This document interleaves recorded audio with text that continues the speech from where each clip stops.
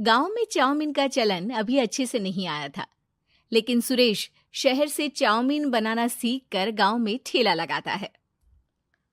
अरे ये केचुआ है क्या भैया? कैसे खाया जाता है?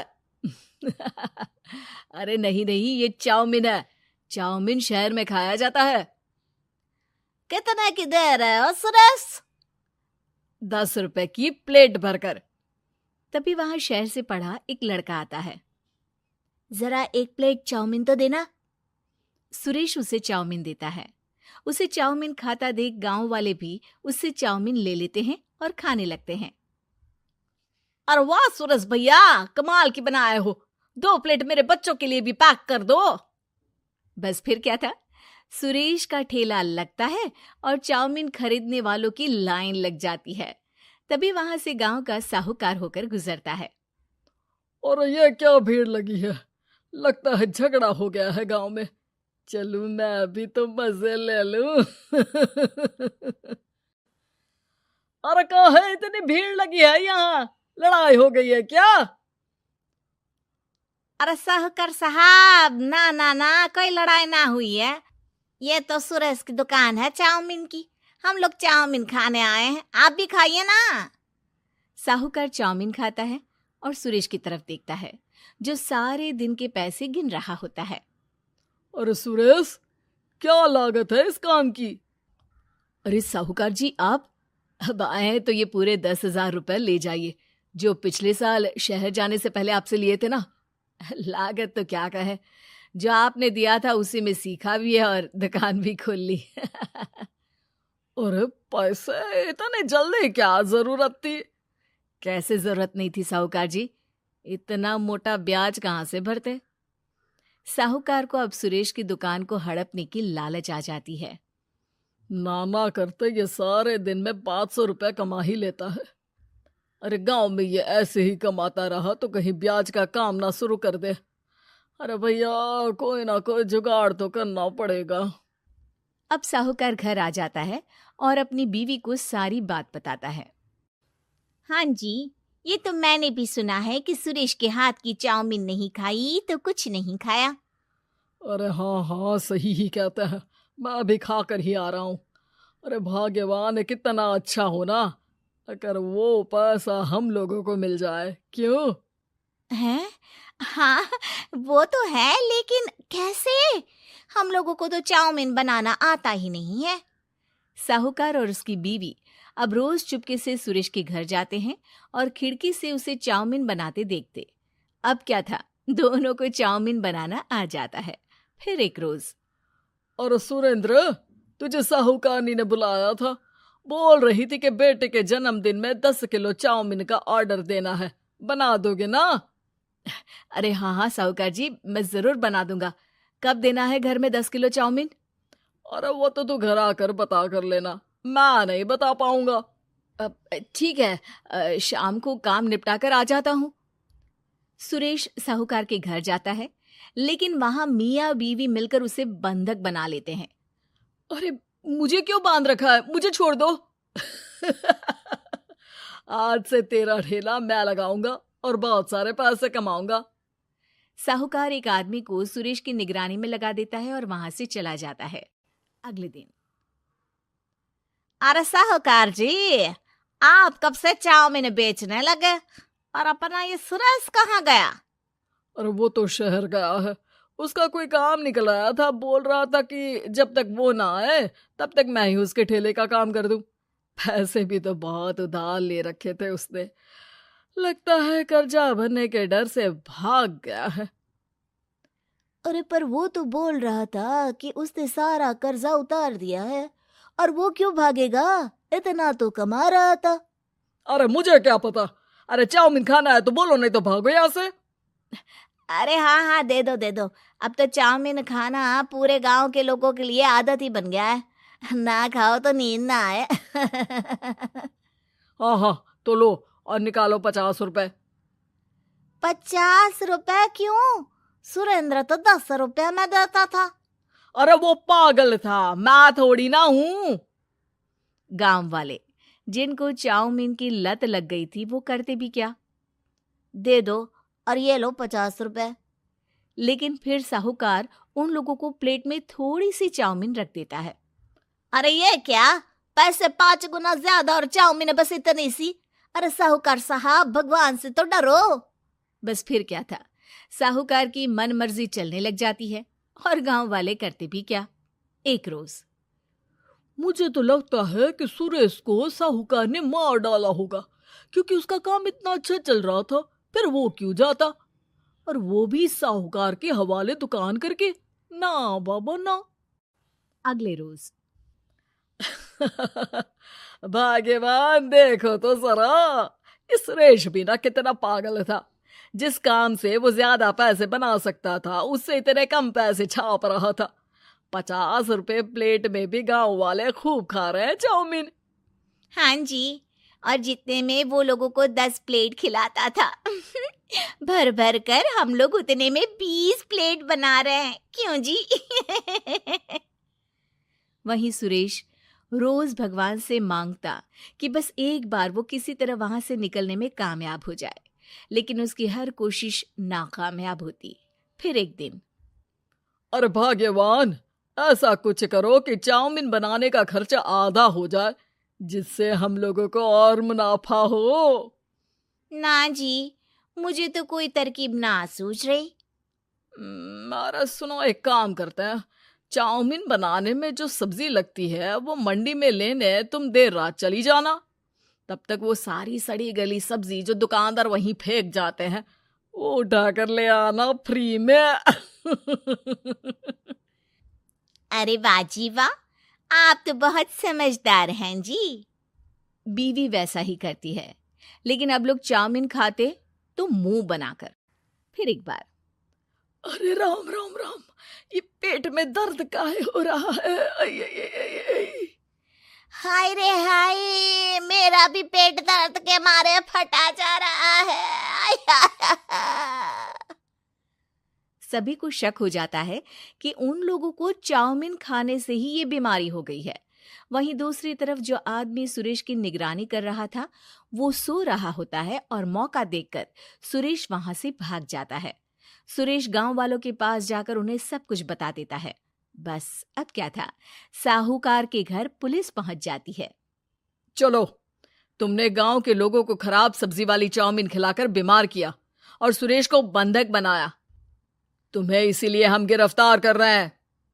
साहूकार को पुलिस ले जाती है और फिर अगले दिन से सुरेश का ठेला गांव के बाजार में लग जाता है, जहां अब पहले से ज्यादा भीड़ होती है। मिठू मिठू तोता डाली ऊपर सोता, हरी मिर्ची खाता। नहीं नहीं, हरी मिर्ची तीखी लगती है बुढ़िया। अरे बदमाश, ऐसे कौन बात करता है? मैं करता हूँ। ऐसी बात नहीं करते, अच्छे से बात करते हैं। ठीक है, पर मैं तुमसे बात नहीं करूँगा। क्यों? तुमने कहा ना अच्छे से बात करते हैं, लेकिन तुम तो बहुत बुरी हो बुढ़िया। अरे मैंने तेरा क्या बिगाड़ा है रे मिठू? कल ही पड़ोसी की छत पे सूख रही डाल ले आई थी तुम। सावन का महीना, पवन करे शोर, डाल उठा के ले आई बुढ़िया कैसी चोर। अरे अरे मिठू चक्रवर्ती, इतने जोर से मत बोल, सब सुन लेंगे। मेरी एक शर्त है।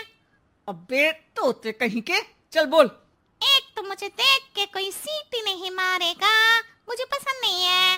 दूसरा, मैं घर में रहूंगा, पिंजरे में नहीं।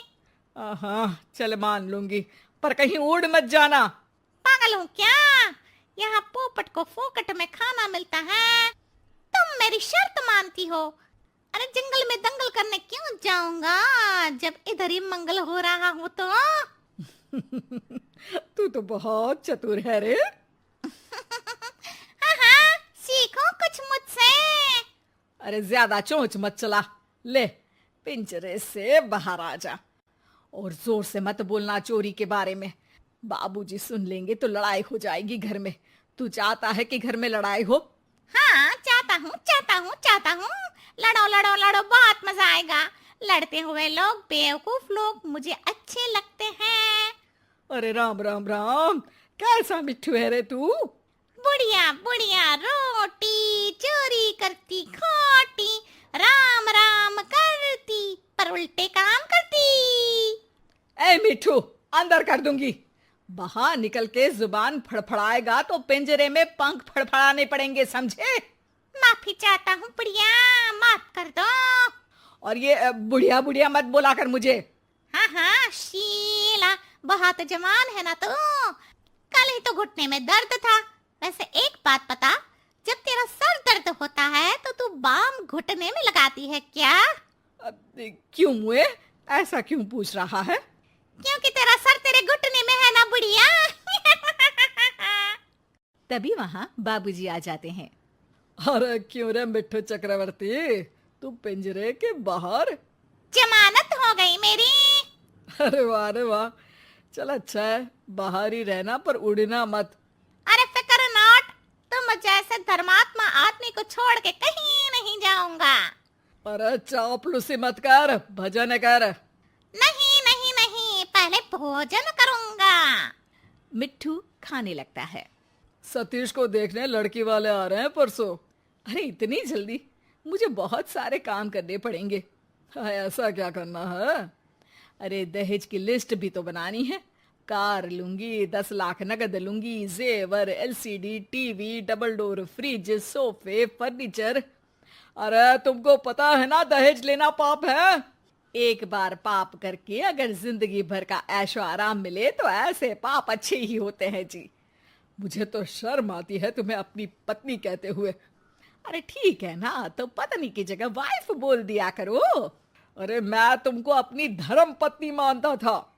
पर तुम तो बेशर्म पत्नी निकली। अरे मिट्टू चुप हो जा, मेरे सामने से चली जाओ। अरे आपके पीछे खड़ी हो जाऊंगी तो बोलेंगे कि पीठ पीछे बातें करती है। वाह बुढ़िया, वाह बढ़िया जोक, ठोको ताली। मिट्टू चुप। देखिए जी, मैं तो दहेज भी लूंगी और बहू से काम भी करवाऊंगी। रोक सको तो रोक लो, रोकना ही नहीं चाहता। चली जाओ यहाँ से। वाह वाह बुड्ढे, बढ़िया जोक, लेकिन उतना मजा नहीं आया, एक और सुनाओ। मिट्टू चुप हो जाओ। माँ वहां से चली जाती है। शाम को घर वाले महाभारत देख रहे हैं। मिट्टू, ये धर्मराज युधिष्ठिर हैं, झूठ नहीं बोलते थे, हमेशा सच बोलते थे। तू भी ना हमेशा सच बोला कर। सच बोलने से क्या होगा? अरे पुण्य मिलेगा, स्वर्ग मिलेगा। अरे तुमसे क्या मिलेगा? अभी की बात करना बुड्ढे। तू है तो तोता, लेकिन शायद तुझे किसी लोमड़ी ने पाला है। छी छी यार, अपनी पत्नी को लोमड़ी बोल रहे हो? अरे मैं तब की बात कर रहा हूँ जब तू जंगल में रहता था। नहीं नहीं, उसी को बोल रहे थे। रुको, अभी लड़ाई करवाता हूँ, अभी करवाता हूँ। अरे ओ तोते, अच्छा ये ले, ये टॉफी ले ले और अच्छी और सच्ची बात किया कर। रोज टॉफी मिलेगी, ठीक है? पक्का? हाँ हाँ पक्का। 2 दिन बाद घर पे सतीश को देखने लड़की वाले आते हैं। हाँ जी, कितने लोग हैं घर में? मैं सतीश और सतीश के बाबूजी। हाँ हाँ बढ़िया, कर दे पराया मुझे, मैं भी तो इस घर का हूँ ना। अरे हाँ हाँ, ये है मिट्ठू चक्रवर्ती। अरे वाह, कितना प्यारा पैरट है। ये पैरट क्या होता है? मिट्ठू को इंग्लिश में पैरट कहते हैं। ये सतीश तो मुझे इंग्लिश में इडियट ही कहता है। सतीश को इंग्लिश नहीं आती, इंग्लिश नहीं आती। देख बुढ़िया, तेरा पैसा डुबा रहा है तेरा बेटा। बिट्ठू, हम बात कर ले या तू ही करेगा? अरे चुप भी रहना थोड़ी देर। हमें तो लड़की पसंद है जी, सतीश को भी पसंद है। लड़की से भी पूछ लो एक बार, उसको तुम पसंद हो या नहीं? अरे चुप कर मुए, वरना दूंगी एक। क्या? अब टॉफी टॉफी दूंगी। ये खा और चुप रह। सच की आवाज दबाने के लिए रिश्वत दी जा रही है। तुम्हें क्या लगता है एक टॉफी से तुम मुझे खरीद लोगी? 2 टॉफी लूंगा। बहन जी, आपकी कोई मांग हो तो? अरे माँ जी, मांग तो लड़की की रहती है ना, जो लड़का भरता है। अरे सतीश बेटा, तू रहने दे। नहीं नहीं नहीं, मांग तो नहीं है, पर क्या बहन जी? पर क्या? पर पर क्या बोलिए ना। पर दहेज लूंगी, दहेज लूंगी। अरे चुप मिट्ठू, वरना आज ही जंगल में छोड़ आऊंगा। अरे कल तो युधिष्ठिर बनने का, सच बोलने का बोल रहे थे। आपकी टॉफी खाई है, झूठ नहीं बोलूंगा। अरे बेटा मिट्ठू। देखिए देखिए, बुढ़िया को कार चाहिए, क्योंकि सतीश की हैसियत नहीं है खरीदने की। बुढ़िया को डबल डोर फ्रिज चाहिए, 10 लाख रुपया भी चाहिए, क्योंकि जैसे बेबी को बेस पसंद है, वैसे ही बुढ़िया को कैश पसंद है। फ्री फुकट का ऐश पसंद है। मिट्ठू, अब तो तेरी खैर नहीं है। बुढ़िया, तेरे हाथ नहीं पहुंचेंगे। ज्यादा नाटक किए तो छत पे से जो चोरी की थी वो भी बता दूंगा। चोरी? हाँ हाँ, पड़ोसियों की दाल चुरा लेती है और पकाते वक्त शिकायत भी करती है कि कैसी सस्ती दाल खाते हैं पड़ोसी। और पता है अब तक इस घर में काम वाली बाई क्यों नहीं आई? क्यों नहीं आई? क्योंकि तुम्हारा इंतजार था। मिट्ठू की बात सुन के लड़की वाले वहां से चले जाते हैं। अरे क्या बिगाड़ा था रे हमने तेरा। एक तो तुझे पाला, खाना खिलाया, तेरी हर शर्त मानी, फिर भी तूने हमारा काम बिगाड़ा। सच बोलना चाहिए बुढ़िया, बाबूजी ने कहा था। अरे ठीक ही तो है, लड़की को झूठ बोल के इस घर में ले आते तो पाप ही लगता ना। शाबाश मिठू, चाहे खुद का नुकसान हो रहा हो पर हमेशा सच बोलना चाहिए। अरे चल चल बुड्ढे, अपने बाप को मत सिखा। तुझे सच बोलना तो सिखा दिया, अब तेरी बदतमीजी भी छुड़वानी पड़ेगी मुझे। चलो, मैंने सच बोला, अब तुम अपना वादा भी निभाओ। टॉफी कहाँ है मेरी? बाबूजी मिट्ठू को टॉफी देते हैं। टॉफी खाते हुए मिट्ठू बोलता है, मिट्ठू मिट्ठू तोता, मीठी टॉफी खाता, किसी से नहीं डरता, सच्ची बात